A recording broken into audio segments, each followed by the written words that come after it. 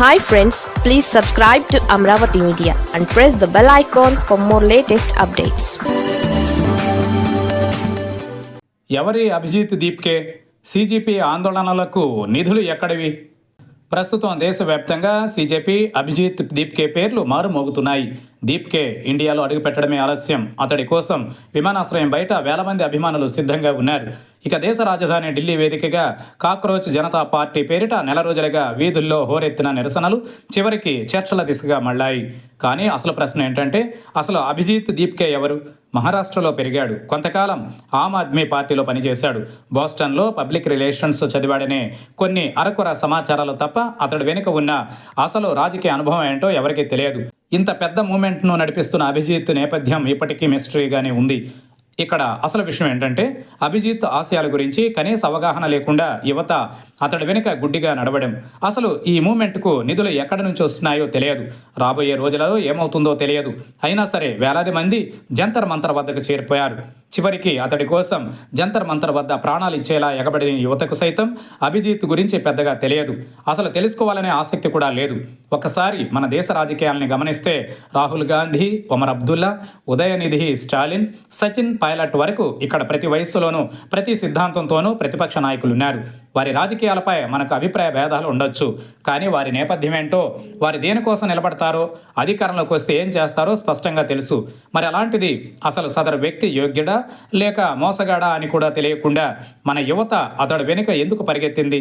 ఆ నిరసనకు నిధులు ఎక్కడి నుంచి వస్తున్నాయో ఎవరూ ఎందుకు అడగడం లేదు? జునైద్ అనే వ్యక్తి ఉచితంగా ఆహారం తెచ్చి ఇస్తూ ఉంటే స్వీకరించారే తప్ప ఆ ఖర్చుల వెనుక ఉన్న హస్తం ఎవరిదో ప్రశ్నించడం లేదు.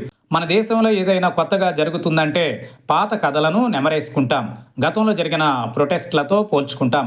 కానీ ఈ మూమెంట్లో కథానాయకుడు చాలా విచిత్రంగా కనిపిస్తున్నాడు. ఇక 2011 నాటి లోక్పాల్ ఉద్యమాన్ని చూస్తే అన్నా హజారే, అరవింద్ కేజ్రీవాల్, కిరణ్ బేడి, ప్రశాంత్ భూషణ్, యోగేంద్ర యాదవ్ వంటి వారంతా ప్రజలకు ముందే తెలిసిన అనుభవజ్ఞులు. వారికి ఒక గుర్తింపు ఉంది. కానీ 2026 నాటి ఈ ఉద్యమానికి నాయకుడు ఓ అపరిచితుడు.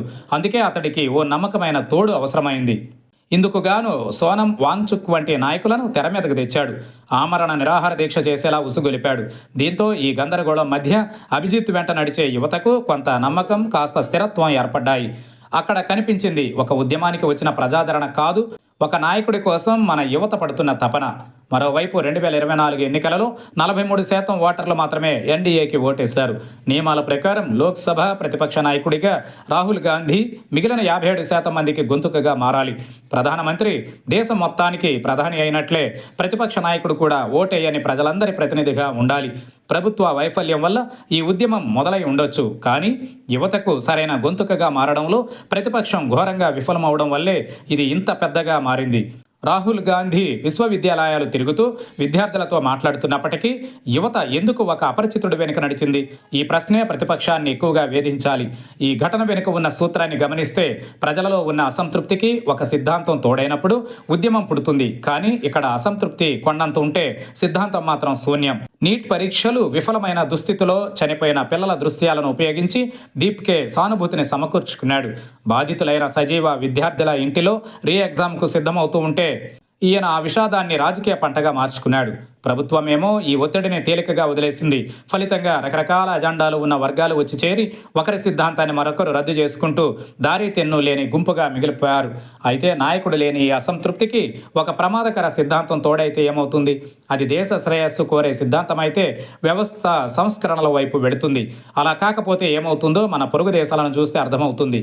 2022లో శ్రీలంక, 2024లో బంగ్లాదేశ్, 2025లో నేపాల్లో 26 సోషల్ మీడియా ప్లాట్ఫారంలపై నిషేధం విధిస్తే ఏళ్ల తరబడి ఉన్న నిరుద్యోగం, అవినీతి ఆగ్రహంగా మారి 5 రోజులలో పార్లమెంట్ తగలబడింది. ప్రధాని రాజీనామా చేశారు. 74 మంది ప్రాణాలు కోల్పోయారు. నూతన ప్రభుత్వం ఏర్పడింది. ఈరోజు నేపాల్ యువత తమ కొత్త ప్రభుత్వంపై మళ్లీ పోరాడుతోంది. 74 మంది ప్రాణాలకు అర్థమేముంది? ఇక్కడ మరికొన్ని విషయాలను దేశ యువత తప్పక తెలుసుకోవాలి. మన దేశంలో వర్గ పోరును రెచ్చగొట్టడానికి పాకిస్తాన్ ఐఎస్ఐ నిరంతరం ప్రయత్నిస్తోంది. ప్రాంతీయ విభేదాలను పెంచడానికి బంగ్లాదేశ్ శక్తులు పనిచేస్తున్నాయి. భారత ప్రభుత్వాన్ని అవినీతిమయంగా చిత్రీకరించడానికి చైనా ఆధారిత నకిలీ సోషల్ మీడియా నెట్వర్క్లు పనిచేస్తున్నాయని మెటా సంస్థ ఇదివరకే గుర్తించింది. మన యువత నిరంతరం సోషల్ మీడియాలోనే గడుపుతోంది. ప్రధానమంత్రి నరేంద్ర మోదీ అన్నట్లు యువతే మన దేశానికి అతిపెద్ద ఆస్తి. కానీ ఆ ఆస్తిని మనం పట్టించుకోకుండా వదిలేస్తే శత్రువులకు అది సులభమైన లక్ష్యంగా మారుతుంది.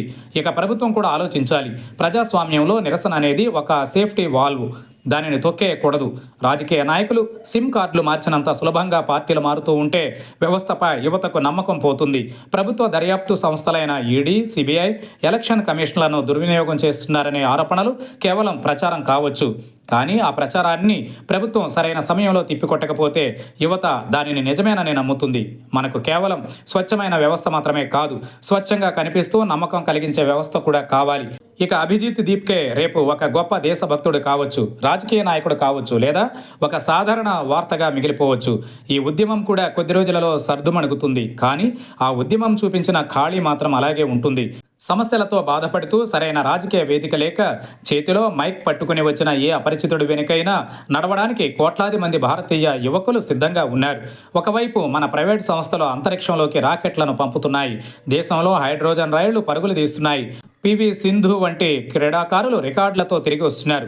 దశాబ్దాలుగా వేచి చూస్తున్న అభివృద్ధి అంచున ఇండియా నిలబడి ఉంది. సరిగ్గా ఇలాంటి సమయంలోనే మన దేశాన్ని నాశనం చేయడానికి లోపల వెలుపల అనేక శక్తులు ఎదురు చూస్తున్నాయి.